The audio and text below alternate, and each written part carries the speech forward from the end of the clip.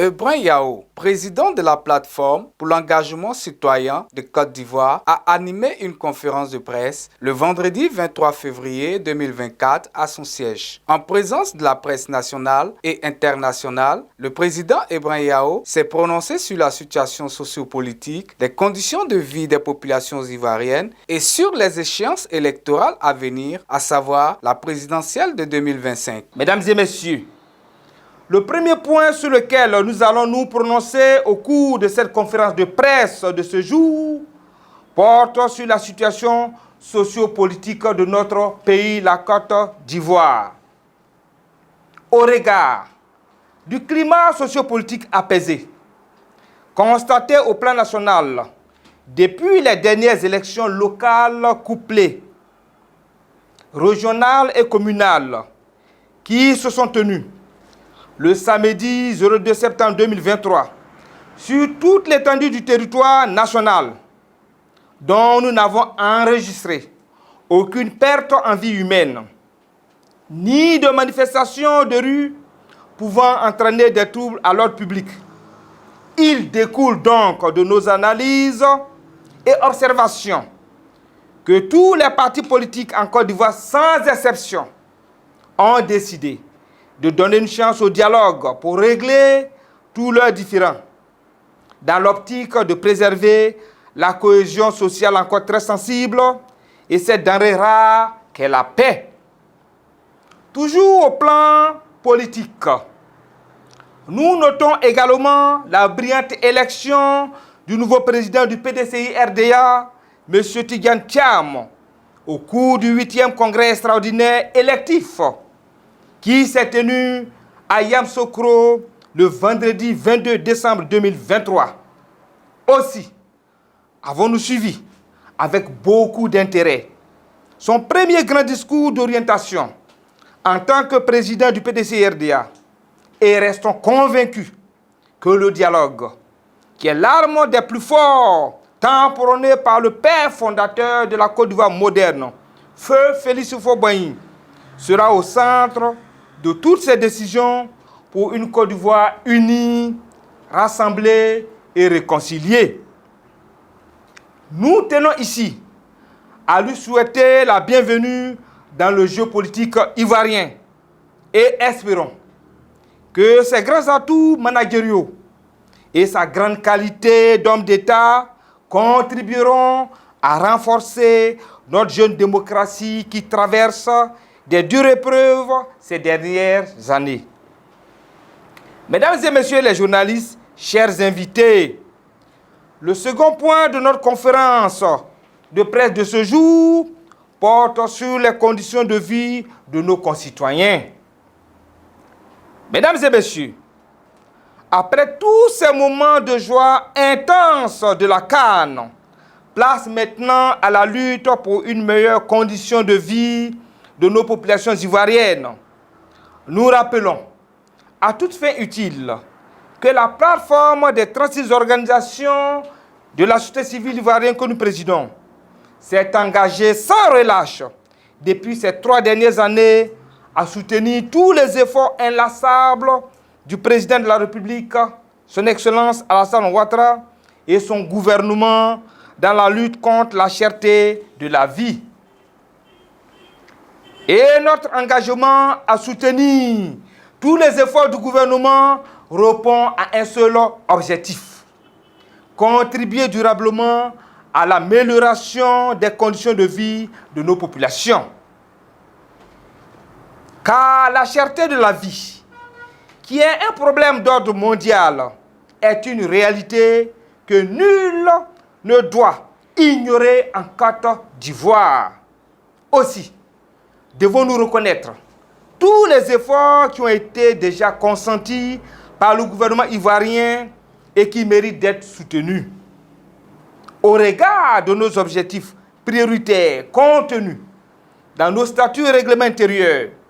qui stipulent que l'une de nos missions premières est de suivre quotidiennement toutes les actions gouvernementales, de les analyser minutieusement pour faire ressortir les forces et faiblesses, de faire des observations et surtout des propositions concrètes et constructives pour contribuer à l'amélioration des conditions de vie de nos populations ivoiriennes. Le conseil d'administration de la plateforme des 36 organisations, associations, ONG et mouvements de la société civile ivoirienne que nous présidons décide en toute responsabilité en cette année 2024 de travailler en étroite collaboration avec le gouvernement ivoirien dans l'optique de l'encourager à poursuivre ses efforts pour la mise en œuvre effective d'une batterie de mesures qui pourraient contenir considérablement l'influence de la hausse internationale des prix sur le marché local pour le plus grand bonheur de nos concitoyens. Aussi, un accent particulier sera mis sur notre partenariat avec le Conseil national de lutte contre la vie chère, CNLVC, du ministère du Commerce, de l'Industrie et de la Promotion des PME pour renforcer notre collaboration et trouver ensemble des solutions idoines face à la flambée des prix des produits de grande consommation et de première nécessité. Toujours au plan social, la situation que vivent nos populations de la commune du Plateau et de Yopougon ces derniers temps est très alarmante et inhumaine depuis la nomination de M. Cissé Bakongo au poste de ministre-gouverneur du district autonome d'Abidjan. Nous avons observé, comme tous les Ivoiriens, la destruction massive des magasins de commerce de nos concitoyens, comme dans la commune du Plateau. Et depuis ce lundi, 19 février 2024, nous constatons également avec beaucoup d'amertume et de regret des destructions d'habitations, d'écoles et des magasins de commerce, faites notamment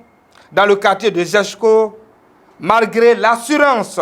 donnée par le premier magistrat de la dite commune, M. Adama Bitogo. Mesdames et messieurs les journalistes, chers invités, la plateforme des 36 organisations de la société civile ivoirienne que nous présidons n'a jamais été contre l'application de la loi dans notre pays. Mais nous refusons, je dis bien, mais nous refusons qu'en pleine année scolaire, nos populations ivoiriennes qui subissent déjà de plein fouet la cherté de la vie se retrouvent sans toit, abandonnés à leur propre sort et que des enfants innocents, à savoir des écoliers, collégiens, lycéens, par la faute du gouvernement qui fait fi de leurs droits, se retrouvent dans la rue et soient obligés d'arrêter leurs études. Où en sommes-nous, mesdames et messieurs? En tant que défenseurs des droits de l'homme, des libertés individuelles et collectives, la plateforme des 36 organisations de la société civile ivoirienne que nous présidons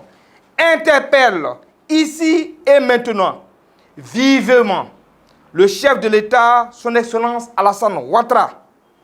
président de la République de Côte d'Ivoire, afin qu'il se penche personnellement sur ces cas sociaux qui n'honorent pas l'image de notre beau pays, la Côte d'Ivoire. Nous aurions voulu que M. Cissé Bakongo, ministre-gouverneur du district autonome d'Abidjan, fasse un communiqué officiel pour informer les populations qui habitent dans ces zones sur la période de démolition et surtout les mesures d'accompagnement qui seraient prises. Malheureusement, nous disons bien, malheureusement, ce ne fut pas le cas après nos enquêtes sur les différents sites. La plateforme des 36 organisations de la société civile ivoirienne que nous présidons souhaiterait que le gouvernement ivoirien fasse aménager dans les brefs délais des sites sur lesquels on pourrait construire des centres de réhabilitation temporaire pour délocaliser ces différentes familles qui sont dans le désarroi total et permettre à leurs enfants de terminer l'année scolaire dans les meilleures conditions. Le troisième et dernier point de notre conférence de presse de ce jour porte sur les échéances présidentielles d'octobre 2025 qui s'annoncent comme un défi en termes de démocratie et le rôle prépondérant que compte jouer la plateforme des 36 organisations de la société civile ivoirienne que nous présidons. Mesdames et messieurs, depuis ces 20 dernières années, toutes les élections présidentielles qui se sont déroulées dans notre pays, la Côte d'Ivoire, ont toujours débouché sur des crises pré- et post-électorales, ce qui a pour corollaire la contestation des résultats sortis des urnes, entraînant ainsi de nombreuses pertes en vie humaine et d'importants dégâts de matériel. Cet état de fait a amené la plateforme des 36 organisations de la société civile ivoirienne que nous présidons à s'impliquer à fond dans le processus électoral en Côte d'Ivoire ces 2 dernières années, à savoir 2022 et 2023. Et la dernière de nos actions en date est l'organisation des élections locales couplées, régionales et communales du samedi 02 septembre 2023, où notre organisation a déployé 715 observateurs pour couvrir les 31 régions et districts de notre pays avec ses propres moyens, sans aucun soutien du gouvernement ivoirien, ni des institutions, ni des partis politiques. L'objectif prioritaire de toutes nos actions vise à préserver les acquis de notre jeune démocratie et à préserver la cohésion sociale. Nous rappelons à toute fin utile que c'est la première fois depuis les indépendances de notre pays en 1960 que la société civile ivoirienne s'est engagée à un tel niveau de responsabilité dans le processus électoral en Côte d'Ivoire. Et suite à cette mission de haute portée, nous avions produit un rapport qui contient des observations et des propositions pertinentes, constructives, qui pourraient contribuer à l'amélioration du processus électoral en Côte d'Ivoire. Mesdames et messieurs, à moins de 2 ans des échéances présidentielles d'octobre 2025, nous estimons qu'il est urgent, voire crucial, d'interpeller vivement tous les partis politiques de l'opposition ivoirienne, sans exception, afin qu'ils fassent preuve de grande responsabilité pour poser les vrais problèmes qui minent notre système électoral en Côte d'Ivoire et qui sont, entre autres, le listing électoral actuel est contesté par tous les partis politiques de l'opposition ivoirienne. Le découpage électoral est également contesté par tous les acteurs. La formation des différents représentants des partis politiques et de la commission électorale indépendante CEI dans les différents bureaux de vote s'impose au vu de toutes les lacunes constatées au cours de nos différentes missions en tant qu'observateurs indépendants en septembre 2022 et en septembre 2023. 4. Les tablettes électroniques utilisées dans plusieurs bureaux de vote et qui devraient permettre à nos concitoyens d'exercer librement leur droit de vote ne fonctionnent pas correctement à chaque échéance électorale. Pour notre part, nous estimons que l'année 2024 doit être consacrée au dialogue entre les différents partis politiques de l'opposition ivoirienne avec le parti au pouvoir, le RHDP, dans l'optique de trouver des compromis et un consensus aux nombreux problèmes qui minent le processus électoral en Côte d'Ivoire. Nous interpellons donc toute la classe politique d'opposition ivoirienne, sans exception, à prendre leurs responsabilités devant l'histoire, tout en privilégiant l'intérêt général de nos concitoyens pour trouver des solutions qui s'imposent au cours, je dis bien, au cours de cette année 2024. Nous tirons sur la sonnette d'alarme pour prévenir les différents acteurs politiques de tous bords afin d'éviter à notre pays, la Côte d'Ivoire, d'autres crises plus graves que celles de 2010 et de 2020 qui ont entraîné de nombreuses pertes en vie humaine et de dégâts importants de matériel. Mesdames et messieurs les journalistes, chers invités, mes très chers compatriotes, trop de sang d'innocentes personnes a coulé sur le sol ivoirien à chaque échéance présidentielle. Et la grande majorité de ceux qui sont tombés dans les différents combats sont les jeunes issus de familles modestes et pauvres. Jamais nous n'avons vu enregistrer la perte d'un fils de ministre ou de président d'institution au cours des échéances présidentielles passées qui ont débouché sur des crises. C'est pourquoi nous avons décidé, en cette année 2024, de sensibiliser toutes nos populations ivoiriennes et plus particulièrement les jeunes, de sorte qu'ils prennent conscience et fassent le bon choix en 2025. Nous invitons donc chaque Ivoirien, à quelque niveau que ce soit, à faire une analyse minutieuse, car 2025 n'est plus loin. Et nous devons tous faire en sorte que la cohésion sociale soit préservée et que cette denrée rare que nos populations ivoiriennes recherchent aujourd'hui soit une réalité. Pour notre part, la plateforme des 36 organisations, associations, ONG et mouvements de la société civile ivoirienne que nous présidons a décidé, au cours de son assemblée générale ordinaire du 23 décembre 2023,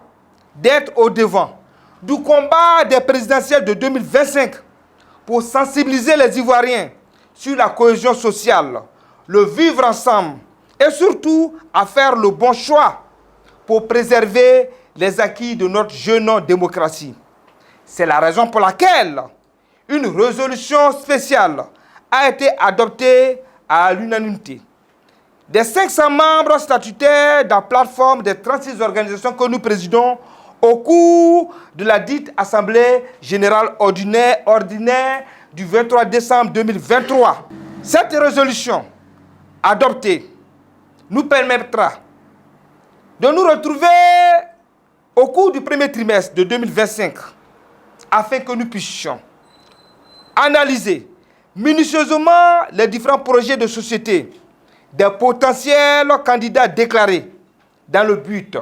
de porter notre choix sur celui dont le projet de société répond aux aspirations du peuple de Côte d'Ivoire et qui désire gouverner notre pays avec la société civile. Il ne sera plus question pour les 36 organisations, associations, ONG et mouvements de la société civile ivoirienne que nous présidons d'appeler nos populations ivoiriennes et plus particulièrement les jeunes à voter un candidat dont l'intention première est de servir son parti politique en lieu et place du peuple de Côte d'Ivoire. Mesdames et messieurs les journalistes, chers invités, au nom du conseil d'administration des 36 organisations de la société civile ivoirienne que nous présidons, je voudrais vous dire un grand merci pour votre présence en ce jour et de vous exhorter à nous aider à mieux informer et sensibiliser nos différentes populations ivoiriennes pour éviter de mettre en péril la cohésion sociale encore très fragile. Que Que Dieu Tout-Puissant, Maître du temps et de la vérité, veille sur le peuple de Côte d'Ivoire. Éveille la conscience de nos frères et sœurs jeunes, afin qu'ils arrivent à prendre la bonne décision et faire le bon choix quant aux échéances présidentielles d'octobre 2025